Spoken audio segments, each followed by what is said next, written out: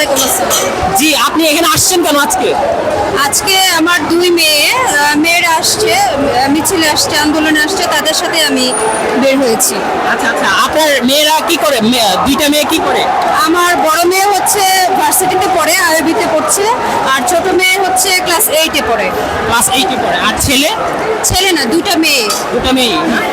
আচ্ছা ঠিক আছে, থ্যাংক ইউ সো মাচ। আপনি আজকের দিনে প্রেসিডেন্ট সম্পর্কে, বাংলাদেশের প্রাইম মিনিস্টার সম্পর্কে কি মতামত?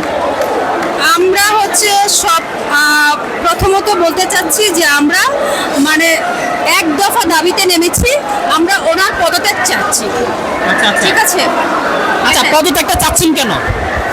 আমাদের শান্তির জন্য, আমাদের বাচ্চাদের মানে গণতন্ত্র অধিকারের জন্য, আমরা যেন বাসায় ভালোভাবে ঘুমোতে পারি, আমরা শান্তিতে যেন বসবাস করতে পারি। আমরা শান্তিতে নেই, ঠিক আছে, আমরা অনেক নির্যাতন মানসিকভাবে হচ্ছি, মানে আমরা আর চাচ্ছি না, সত্যি কথা আর চাচ্ছি না। Thank you so much. আমার খুব কষ্ট লাগছে আপনার কথাগুলো শুনে। আমি গর্বিত যে আমার দুটা বাচ্চা আমাকে নিয়ে এসেছে, যে মা মাঠে নামো, বের হো, আমরা আর বসে থাকবো না। আমি আমার বাচ্চাদেরকে নিয়ে আমি প্রাউড ফিল করছি।